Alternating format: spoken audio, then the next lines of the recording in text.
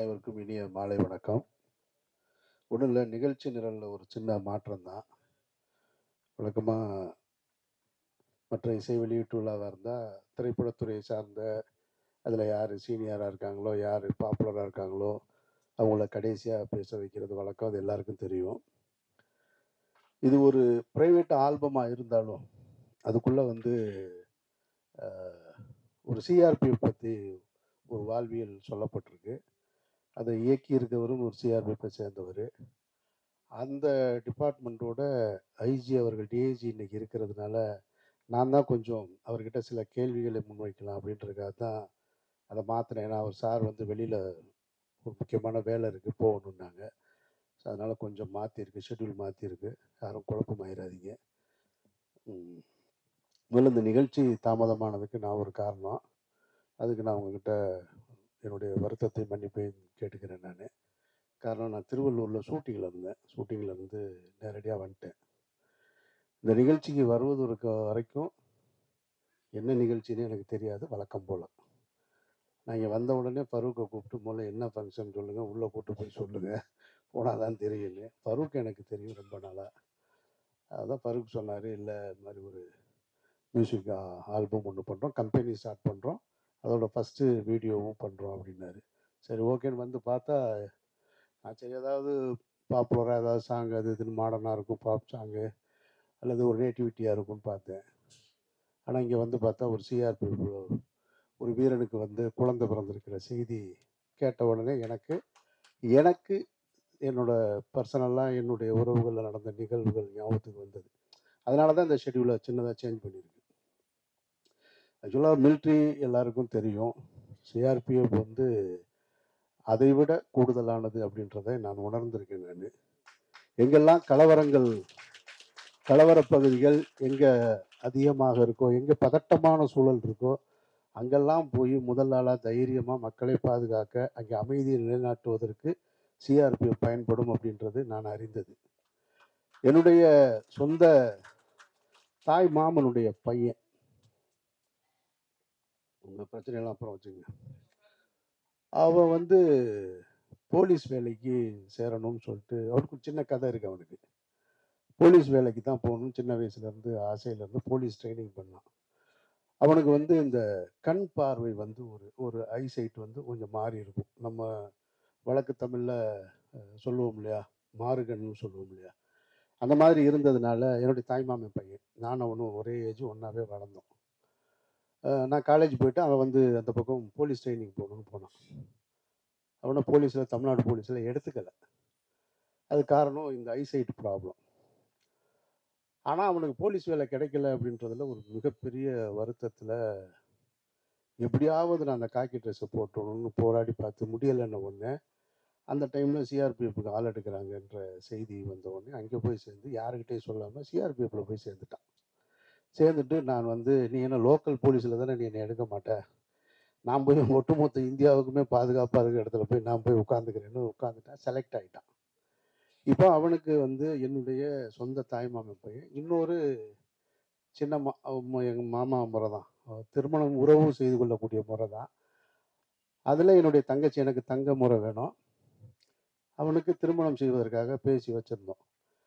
என்னுடைய சித்தப்பா ரயில்வேல இன்ஸ்பெக்டராக இருந்தவர். அவர் அந்த வேலையை எழுதி கொடுத்துட்டு விஆர்எஸ் வாங்கிட்டு வேற ஒரு தொழில் பண்ணிட்டு இருந்தார். அவர் என்ன பண்ணார், சின்ன வயசுலேருந்து இந்த பையனுக்கு இந்த பொண்ணை கொடுக்கலான்ற மாதிரி உறவுகளில் பேசி வச்சுருந்தாங்க இல்லையா. பேசி வச்சுருந்ததில் இவன் சிஆர்பிஎஃப் வேலைக்கு யார்கிட்டையும் சொல்லாமல் போய் சேர்ந்துட்டான உடனே அவர் எங்கள் சித்தப்பா என்ன பண்ணிட்டாரு, அவனுக்கு பொண்ணு கொடுக்க மாட்டேன்ட்டார். அப்போ நான் நாங்கள்லாம் போய் வீட்டில் உட்காந்து போய் பேசினா, இல்லை சிஆர்பிஎஃப் பற்றி உங்களுக்கு தெரியாது, அங்கே உயிருக்கே உத்தரவாதம் கிடையாது, எப்போ வருவான் எப்போ போவான்னு தெரியாது, இருப்பானா இல்லையான்னு கூட செய்தி கூட கேட்டுக்க முடியாது அப்படின்னு சொல்லிட்டு ரொம்ப விடாப்பிடியாக இருந்துட்டார்.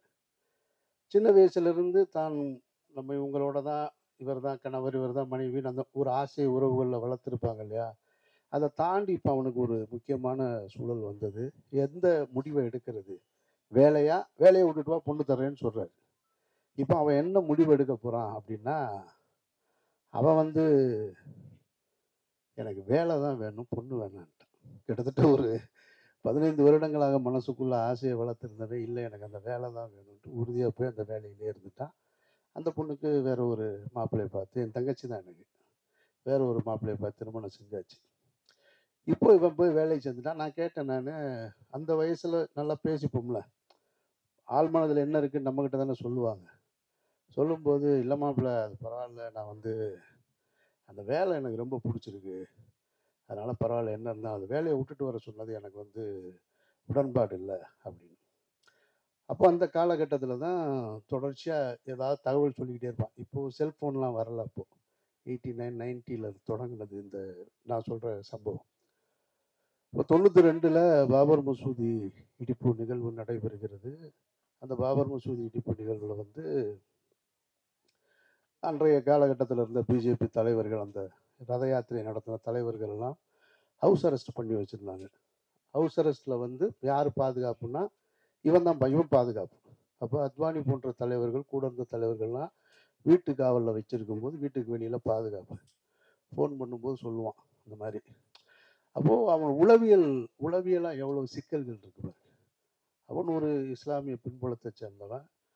ஒரு மசூதி இடிக்கப்பட்டிருக்கு. அந்த மசூதி இடிக்கப்பட்டதுக்கு காரணகர்த்தாவாக சொல்லப்படுகிற அந்த தலைவர்கள் வந்து வீட்டு காவலில் வச்சுருக்காங்க. இவன் வெளியில், ஆனால் அவங்க உயிரை பாதுகாக்கணும். அப்போ அந்த இடத்துலையும் நான் கேட்குறேன், உனக்கு என்னடா மனநிலை இருந்தது அப்படின்னா, இல்லை இந்த இடத்துல நான் என்னன்றதை பார்க்க மாட்டேன், எனக்கு நான் எடுத்திருக்கிற வேலை தான் முக்கியம், அதுதான் எனக்கு. அதாவது அவங்க கையில் வந்து அவங்க என்ன நிகழ்வுகளை வேணாலும் செஞ்சுருக்க முடியும். ஆனால் அவ்வளோ பெரிய ஆயுதத்தை கையில் வச்சுக்கிட்டு அவங்க தன்னோட எடுத்துக்கிட்ட வேலைக்கு, அந்த வேலைக்கு சேரும்போது எடுத்துக்கிட்ட உறுதிமொழிக்கு உண்மையாக கடைசி வரைக்கும் இருக்கிறதுன்னு இருக்குல்ல, அந்த உறுதியை நான் அந்த இடத்துல பார்க்க முடிஞ்சது. அதுக்கு பின்னால் அடிக்கடி கேட்பேன் நான், நாகாலாந்து போயிருக்கேம்மா, மணிப்பூர் போயிருக்கேம்மா, மிசோரம் போயிருக்கேம்மா, இப்படி எப்போ கேட்டாலும் இங்கேருந்து அங்கே போனால் இப்படி திடீர்னு ஒரு ஃபோன் அடிப்பான். ஃபோன் அடித்தா எங்கடா இருக்கேன்னா, பஞ்சாபில் ஒரு கலவரம், அங்கே இருக்கேன் அப்படிமா. எனக்கு ஆச்சரியமாக இருக்கும். மொழி வேறு வேறு மொழிகளை கற்றுக்கிட்டான். அதில் ரொம்ப குறிப்பாக அவன் சொல்கிறது என்னென்னா, இப்போ இந்த நாகாலாந்து மணிப்பூர், நான் அதுக்காக தான் முன்னாடி பேசணும், ஏன்னா அதில் இருக்கிற விஷயங்களை அவர் ஐஜி கொஞ்சம் தெளிவாக சொல்லுவாங்க அப்படின்றதுக்காக. ஏன்னா இதெல்லாம் நான் கேள்விப்பட்ட செய்தி தான். அப்போ அங்கே நாகாலாந்துலலாம், அப்போ வந்து நாகாலாந்து மிசோராம்லலாம் மலைக்கு கீழேருந்து மலைக்கு மேலே போகும்போது இவங்களுக்கே, அதாவது கீழேருந்து கிளம்பிட்டாங்கன்னு மேலே சொல்லுவாங்களாம்.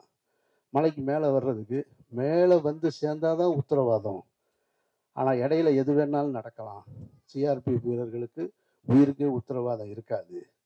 அப்போ இரவு நேரத்தில் காவல் அது மாதிரி கீழேருந்து வரும்போது 2 பேர் பாதுகாப்பாக இருப்பாங்க, மேலேருந்து போகும்போது வண்டி பாதுகாப்பாக இருக்கணும், இல்லைன்னு சொன்னால் எப்போ வேணாலும் தாக்குதல் நடக்கலான்னு. அப்போ பகல் நேரத்தில் டென்ட்டில் படுத்திருப்போம். திடீர்னு பார்த்தா எங்கேருந்தோ ஒரு மலை உச்சியிலேருந்து இந்த போராளி குழுக்கள் வந்து ஷூட் பண்ணுவாங்க, தடன்னு எந்திரிச்சு ஓடணும் இப்படின்னா, அதாவது சினிமா காட்சிகளை போல ஒன்னொன்னும் சொல்லிக்கிட்டே இருப்போம். இரவு நேரத்தில் நாங்கள் பாதுகாப்பாக இருக்கணும் அப்படின்னு சொன்னால், இப்போ நாகாலாந்துலலாம் மணிப்பூர்லாம் பாதுகாப்பாக இருக்கணும்னு சொன்னால் அவங்களுக்குள்ள வந்து சில சப்தங்களையும் சில விசில் இதெல்லாம் அடையாளமாக வச்சுருப்போம். ஏன்னா யார் இருக்கான்னு தெரியாது. ஒரு காவலருக்கும் இன்னொரு காவலருக்கும் தூரம் இருக்கும் பாதுகாப்பில்.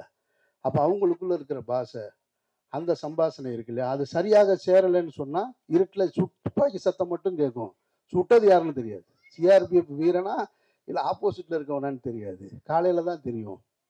திடீர்னு குளிச்சுட்டு இருப்போம், தண்ணி தொட்டி வந்து விழுந்து அதில் இறந்து போயிருக்காங்க இப்படின்னு ஒவ்வொரு அதிர்ச்சி தகவல்களாகவே நான் கேட்டிருக்கேன். நான் திரைப்படங்களுக்கு போவாங்க வீரர்கள், சிஆர்பிஎஃப் வீரர்கள் வந்து திரைப்படங்களுக்கு போகும்போது அப்படி யாராவது ஒரு 4 பேர் படம் பார்க்கணும்னா தியேட்டர்களில் ரொம்ப குறைவாக தானே இருக்கும். அந்த மலையில் 4 பேர் உள்ளே இருந்தால் ஒரு ஆள் தியேட்டருக்கு வெளியே பாதுகாப்புக்கு நாங்கள் நிற்போம். நண்பர்களே, வீரர்களே 4 பேர் உள்ளே இருந்தால் வெளியே ஒரு ஆள் பாதுகாப்புக்கு நின்றுட்டு, அவங்க வந்ததுக்கப்புறம் அடுத்து இவர் வேற ஒரு டீமோட போகும்போது இன்னொருத்தர் பாதுகாப்புக்கு இருப்பாங்க. ஏன்னா இந்த சிஆர்பிஎஃப் வீரர்கள் எப்பொழுதுமே குறிவைக்கப்பட்டுக்கிட்டே இருப்பாங்க போராளி குழுக்கள்னால அப்படின்ற இந்த தகவல்களை எல்லாம் கேட்கும்போது, இவ்வளவு கஷ்டப்பட்டு இருக்கேடா அப்படின்றத எனக்கு தோணுச்சு. அதில் அவனுக்கே பர்சனல் அடுத்து ஒரு நிகழ்வு என்ன நிகழுதுன்னா, வேற ஒரு இடத்துல திருமணம் செஞ்சாச்சு. இப்போ அதுவும் என்னுடைய உறவுக்கார பொண்ணு தான், என்னுடைய அக்கா பொண்ணு தான் திருமணம் செய்கிறான். இப்போ வந்து இந்த இந்த பாடல் காட்சியோட ஒத்து போனதுனால தான் இவ்வளவு நினைவு எனக்கு டக்குன்னு வந்துருச்சு.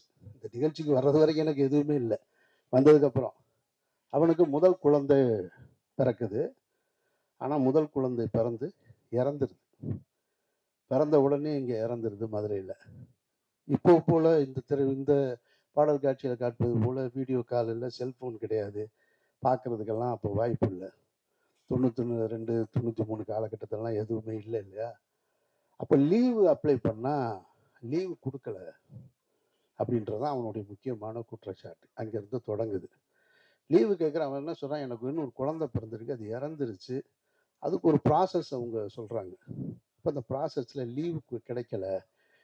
நான் வந்து அவன் அந்த லீவு அந்த ப்ராசஸ் முடிஞ்சு வந்து பார்க்கும்போது அது வரைக்கும் குழந்தைய வச்சுருக்க முடியாது இல்லையா, அதை அடக்கம் பண்ணிடுச்சு. அப்போது இப்போ அந்த இடத்துல நின்று சொல்கிறான், எனக்கு என்ன பண்ணுறதுன்னு தெரியலை. இவ்வளோ நான் போராடி இந்த வேலையை நான் நேசித்து நான் கூட இருந்து கடைசியில் என்னுடைய இப்போ குழந்தை இறந்தது கூட எனக்கு லீவ் கிடைக்கல. அது என்ன காரணன்றது தெரியலை, அதில் தாமதமானதுண்டு. அதற்கு பின்னாடி அவன் வந்து சிஆர்பிஎஃப் வேலை வேணான்றது அது ஒரு ப்ராசஸ் இருக்குதுன்னு நினைக்கிறேன் நான். அது எழுதி கொடுத்துட்டு அதுக்கப்புறமா வந்து பிஆர்சியில் மதுரையில் பாண்டியன் ரோட்வேஸ் இருக்கு இல்லையா, கார்பரேஷனில் அங்கே வேலைக்கு சேர்ந்து இப்போ வரைக்கும் ஒர்க் பண்ணிக்கிட்டு இருக்கான். அப்போது இந்த பாடல் காட்சியை பார்த்த உடனே எனக்கு நினைவுக்கு வந்தது இந்த கதைகள் எல்லாமே. கிட்டத்தட்ட 30 வருஷத்துக்கு முன்னாடி நடந்த கதைகள். இவ்வளவு கடினமான ஒரு உழைப்பு, இவ்வளவு தன்னுடைய வாழ்க்கையை அர்ப்பணித்து வேலை செய்யக்கூடியவர்களை தான் நம்ம சினிமாவில் அதிகமாக வந்து இராணுவ வீரர்களை, காவல்துறை மட்டும்தான் பார்த்துருப்போம். சிஆர்பிஎஃப், பிஎஸ்எஃப்லாம் பற்றி நம்ம பார்க்கறது இல்லை, யாரும் அதை சொல்கிறதும் இல்லை, அதை பற்றி தெரியவும் தெரியாது. ஆனால் இவர்களுக்கு எல்லாத்தையும் விட எல்லா இடத்துலையும் ரொம்ப கிரிட்டிக்கலான இடத்துல பூரா சிஆர்பிஎஃப் வீரர்கள் இருக்கிறாங்கன்றது மட்டும் மறுக்க முடியாத உண்மையாக நான் உணர்றேன். அந்த டிபார்ட்மெண்ட்லேருந்து ஒருத்தர் வந்து இந்த வீடியோவை எடுத்து இந்த பாடலை எடுத்ததற்கு என்னுடைய நெஞ்சார்ந்த நன்றியை வாழ்த்துக்களை தெரிவிச்சுக்கிறேன். அப்படி ஒரு நிகழ்வுக்கு பெருந்தன்மையோட இந்த நிகழ்ச்சியில் கலந்து கொண்ட டிஐஜி அவர்களுக்கு என்னுடைய வாழ்த்துக்களையும் நன்றியும் தெரிவிச்சுக்கிறேன். இப்போ நான் இந்த துறையை பற்றி எனக்கு தெரிந்த விஷயங்களை சொன்னேன். இதில் இருக்கிற முழுமையான விஷயங்களை, ஏன்னா இதை வெறும் இசை வெளியீட்டு விழாவை கடந்து போயிடாம, ஒரு ஆல்பம் ரிலீஸாக கடந்து போயிடாம, இதன் மூலமாக சமூகத்துக்கு என்ன நன்மை ஏற்பட போகிறது, அல்ல இந்த துறை எவ்வளோ கஷ்டப்பட்டு நம்மளை பாதுகாக்கிறாங்க, ஏன்னா நமக்கு அதெல்லாம் தெரியாது. நம்ம வேற ஒன்று வச்சுருப்போம். இந்த நாடு பல்வேறு மக்கள்களால் இயங்கிக்கிட்டு இருக்கு. நமக்கு ரொம்ப பரிச்சயமானது இப்போ கையில் இருக்கிற செல்ஃபோனு, யூடியூப்பு, நம்ம கண்ணுக்கு முன்னாடி நடக்கிற அரசியல், டெய்லி நடக்கிற டிபேட்டு, இதுக்குள்ளேயே நம்ம வாழ்க்கை முடிஞ்சிருது. இதை தாண்டி ஒன்று இருக்குது. நம்ம இந்த இடத்துல உட்காந்து நிம்மதியாக பேசிக்கிட்டு இருக்கோம்னா யாரோ அங்கே தங்களோட உயிரை கொடுத்து பாதுகாக்கிறனால தான் நம்ம இங்கே உட்காந்துருப்போம். அது வெளியே நிற்கிற காவல்துறையாக இருக்கலாம், அல்லது எல்லை பாதுகாப்பு படையாக இருக்கலாம், யாரோவாக இருக்கலாம். ஆனால் அதுக்கு நம்ம முக்கியத்துவம் கொடுக்கறதில்ல. இந்த நிகழ்ச்சியை அதுக்கு பயன்படுத்தணுன்றது எனக்கு தோணுனது. அதை நான் பயன்படுத்திக்கிட்டு மரியாதைக்குரிய அருண்குமார் டிஏஜி அவர்கள் இதற்கு சரியான பதில் தந்து அது சரியான முறையில் இந்த செய்தியை கொண்டு போய் உங்கள் மூலமாக மக்களிடம் சேர்க்கணும்னு சொல்லி நான் வேண்டி விரும்பி கேட்டுக்கொள்கிறேன். நன்றி. அமீர் டைரக்டர் அவர்கள், மேடையில் வீற்றிருக்கும் சான்றோர்கள், எனது அருமை எனது துறை நவீன், இந்த படத்தை இயக்கிய நவீன் மிகவும் எனக்கு பெருமையாக உள்ளது. மற்றும் ஆடியன்ஸ், இந்த படம் வந்து it's one of its kind.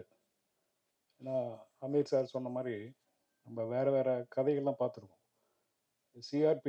CRPF வந்து வேர்ல்ட்லேயே மிகப்பெரிய பேராமிலிட்ரி ஃபோர்ஸ். ஆர்மி தனி இருக்குது, போலீஸ் தனி இருக்குது. இந்தியாவில் இல்லை, உலகத்திலேயே 3.5 லட்சம் ஃபோர்ஸ் இருக்குது. ஸோ எங்களோட மேண்டேட் என்னென்னா, சென்ட்ரல் ஆர்ம்டு ஃபோர்ஸ் கீழே வரும், யூனியன் ஹோம் மினிஸ்ட்ரி. எங்கெல்லாம் வந்து இன்டர்னல் செக்யூரிட்டி த்ரெட்ஸ் இருக்கோ, சேலஞ்சஸ் இருக்கோ, அங்கெல்லாம் ஃபஸ்ட்டு டிப்ளாய் பண்ணுறது சிஆர்பிஎஃப் தான். Jammu Kashmir, north east, including Assam, Manipur. இப்போ மணிப்பூரில் பிரச்சனையாக இருக்குது.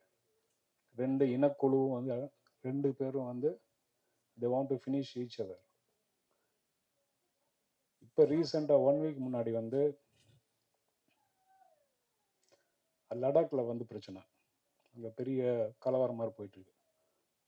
ஸோ இங்கே இருக்கிற கோயம்புத்தூர் இருக்கிற எங்கள் ஃபோர்ஸ் வந்து 450 பேர் வந்து ஏர்லிஃப்ட் பண்ணி நாளைக்கு வந்து லேண்ட் ஆகிறாங்க. அது மட்டும் இல்லாமல் நம்ம பக்கத்தில் இருக்கிற ஆந்திரா, தெலுங்கானா, அதை ஒட்டி உள்ள சத்தீஸ்கர், ஜார்க்கண்ட், இங்கெல்லாம் இருக்கிற ரொம்ப நாளாக இருக்கிற நக்சலிசம், மாவோயிஸ்டம் கேட்குது, மாவோயிஸ்ட் அங்கேயும் வந்து பெரிய ஃபோர்ஸஸ், ஆயிரக்கணக்கான ஃபோர்ஸஸ் அங்கேயும் தான் டிப்ளாய் ஆயிருக்கு, சிஆர்பிஎஃப். அது மட்டும் இல்லாமல் எங்கெல்லாம் கலவரம், மத கலவரம், ஜாதி கலவரம், எங்கெல்லாம் all over country, all through out 30 ஸ்டேட்ஸில் எங்கெல்லாம் இருக்கோ, ஸ்டேட் கவர்மெண்ட்னால் டீல் பண்ண முடியல, லோக்கல் லா அண்ட் ஆர்டர்னால் டீல் பண்ண முடியலன்னா ஃபஸ்ட்டு அவங்க ரிக்வெஸ்ட் பண்ணுறது எங்களோட இன்னொரு அமைப்பான ரேபிட் ஆக்ஷன் ஃபோர்ஸ், ஆர்எஃப்எம். ஸோ அந்த மாதிரி இன்டர்னல் செக்யூரிட்டி, உள்நாட்டு பாதுகாப்பில் ஃபஸ்ட்டு ரிலே பண்ணுறது சிஆர்பிஎஃப். ஸோ ஆல்மோஸ்ட் எல்லா தேட்டர்ஸ்லையும் இருக்குது. இப்போ ரீசெண்டாக விஐபி செக்யூரிட்டி, அப்புறம் பந்தோபஸ்த், பெரிய பெரிய கோயில்கள், திருவிழாக்கள், பெரிய ப்ரொசஷன், இதுக்கெல்லாமே ஸ்டேட் கவர்மெண்ட் வந்து சிஆர்பிஎஃப் வந்து எடுத்துக்கிறாங்க. ஸோ இப்படி இருக்கிறதுனால எங்களுக்குள்ள ஒரு எங்களுக்கு ஒரு சிஸ்டம் இருக்குது, பட்டாலியன், அது கீழே கம்பெனிஸ். ஸோ ரெக்ரூட்மெண்ட் ஒரு வருஷமும் ரெக்ரூட்மெண்ட் 10,000 15,000 பேர் வந்து எடுத்துகிட்டே தான் இருப்போம். ஜவான்ஸ், கான்ஸ்டபிள்ஸ், சப் இன்ஸ்பெக்டர் இருப்பாங்க எங்கள் இதுலேயும், இன்ஸ்பெக்டர்ஸ், அசிஸ்டன்ட் டிஎஸ்பி ரேங்கில், கமாண்டன்ட் சம்மம், அதுக்கு அடுத்த இது வந்து டிஐஜி, ஐஜி, அந்த மாதிரி. ஸோ ஒரு பெரிய ஒரு செட்டப் இருக்குது.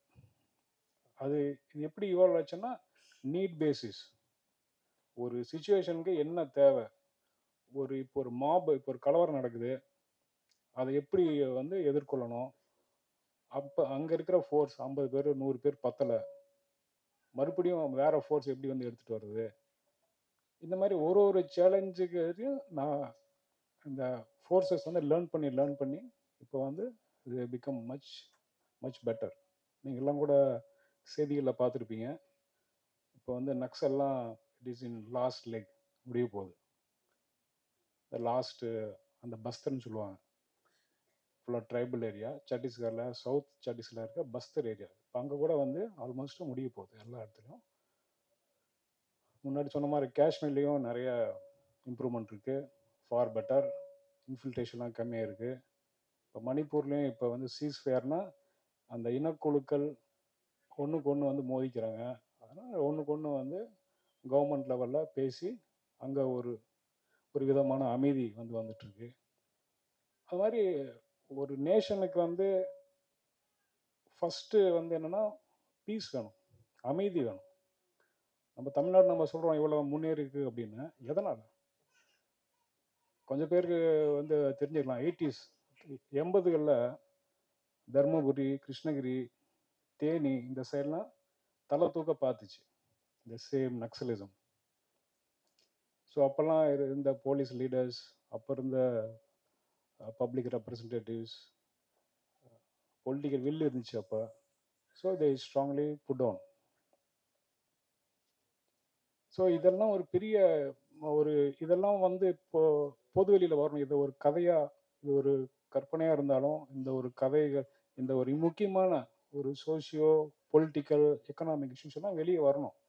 நாட் ஓன்லி அந்த நேட்டிவிட்டி, வில்லேஜ், சிட்டி சம்மந்தமான வாழ்வியல் பிரச்சனைகளுக்கு மீறி இந்த மாதிரி இம்பார்ட்டண்ட் நம்மளோட உயிர்கள், நம்மளோட ஒரு உயிரும் எவ்வளோ முக்கியமோ, ஸோ அதில் வந்து எவ்வளோ கான்ட்ரிபியூஷன் இருக்குது, இந்த மாதிரி ஃபோர்ஸஸ், இது என்ன செட்டப் இருக்குது, இதெல்லாம் மக்களுக்கு வந்து தெரியணும். இதெல்லாம் மக்களுக்கு வந்து கண்டிப்பாக இந்த மாதிரி சிஸ்டம் இருக்குது, இப்படி தான் நடந்துட்டுருக்குன்னு தெரியணும். அப்போ தான் they will become responsible citizens, they will appreciate the things.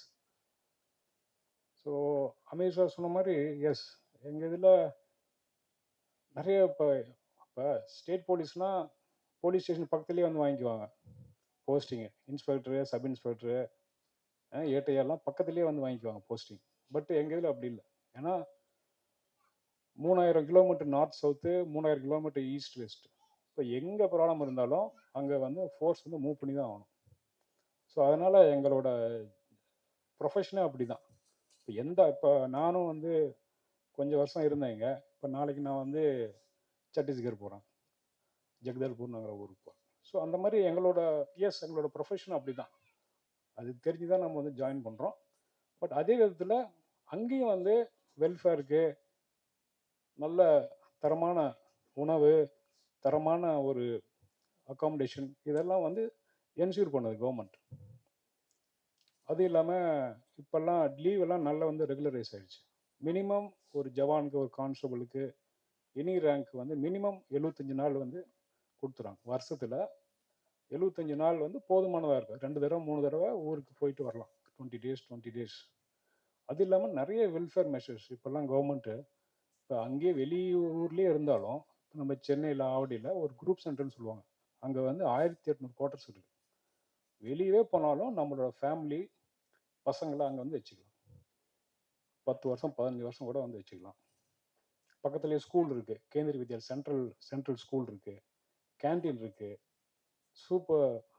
Super market இருக்குது. உள்ளேயே வந்து ஸ்போர்ட்ஸ் ஆக்டிவிட்டிஸ் இருக்குது. பசங்களுக்கு பலவிதமான ஸ்போர்ட்ஸ் ஆக்டிவிட்டிஸ்னு சொல்லி தரோம். ஸ்விம்மிங் இருக்குது, சிலம்பம், கராத்தே, பேட்மிண்டன், இந்த மாதிரி ஒரு அதான் எதுக்கு நான் சொல்கிறேன்னா, கவர்மெண்ட் வந்து அவ்வளோ வந்து பார்த்துக்குது. ஏன்னா அல்டிமேட்லி எங்களோட ஃபைட்டிங் ஃபோர்ஸ் வந்து ஜவான்ஸ் தான். அதனால அவங்களோட வாழ்க்கையும் அவங்களோட ஃபேமிலியும் பார்த்துக்கிறதுக்கு கவர்மெண்ட் வந்து அட்மோஸ்ட் எஃபர்ட்ஸ் வந்து எடுக்குது. எஸ், எந்த ஒரு ப்ராப்ளம் இருக்குதான், அந்த ஃபேமிலி விட்டுட்டு இருக்கிறது அது வந்து மிகப்பெரிய ஒரு இஷ்யூ தான். அது குழந்தை இல்லாமல் கஷ்டப்படுறது, அது ஒரு இஷ்யூ தான். ஸோ அதனால் இப்போ அந்த இதுவும் கொண்டு வந்திருக்கோம். எல்லா இந்த மாதிரி சென்டர்லேயும் ஒரு பெரிய காம்போசிட் ஹாஸ்பிட்டல்னு சொல்லிட்டு 50 பெட்டட் ஹாஸ்பிட்டல். ஸோ உள்ளேயே வந்து மருத்துவம் வந்து பார்த்துக்கலாம். ஆனால் முடிஞ்ச அளவுக்கு பண்ணிட்டு தான் இருக்கோம். ஸோ இப்போ இந்த இன்டர்னல் செக்யூரிட்டி ப்ராப்ளம்ஸும் நிறைய வந்து இம்ப்ரூவ் வந்து ஆகிட்டுருக்கு. அமைதி ஆல்மோஸ்ட் எல்லா பகுதியிலையும் அமைதி வந்து வந்துட்டுருக்கு. பட் ஸ்டில் புதுசாக வரும். நம்ம நாடு வந்து பலதரப்பட்ட மக்கள், பலதரப்பட்ட மொழிகள், இனங்கள், aspirations, urban rural divide, rich poor divide, 140 we crossed China வந்து ஹோமோஜினியஸ். அங்கே 95% வந்து ஹன்ஸு தான், ஒரே வந்து இனக்குழு அங்கே. அதனால் அவங்கனால கொஞ்சம் சீக்கிரமாக ஹோமோஜினியஸாக வந்து சீக்கிரமாக முன்னேற முடியுது. நம்ம இங்கே பல பிரச்சனைகள் இருக்கும், காம்ப்ளிகேட்டட். பட் ஸ்டில் நம்ம வந்து we are marching forwards in spite of so many differences, complications. So அதனால் வரக்கூடிய ப்ராப்ளமை ஃபேஸ் பண்ணுறதுக்கு எங்களை மாதிரி ஃபோர்ஸஸ் வந்து நாங்களும் ட்ரெயின்டாக, நாங்களும் தயாராக இருக்கோம். ஸோ ஐ திங்க் அமீர் சாரோட கேள்விகளை ஓரளவுக்கு நான் டச் பண்ணுறேன்னு நினைக்கிறேன். ஒன்ஸ் அகெயின் நம்ம நவீனுக்கு வாழ்த்துக்கள், ரொம்ப சந்தோஷம். ஸோ இதை வச்சு நம்ம எங்கள் ஃபோர்ஸ் சென்ட்ரல் ஃபோர்ஸ் பற்றி இன்னும் பல விதமான இந்த மாதிரி வீடியோக்கள் பொது வெளியில் வரணும், லான்ச் பண்ணணும்னு என்னோட வந்து வேண்டுகோள். நன்றி.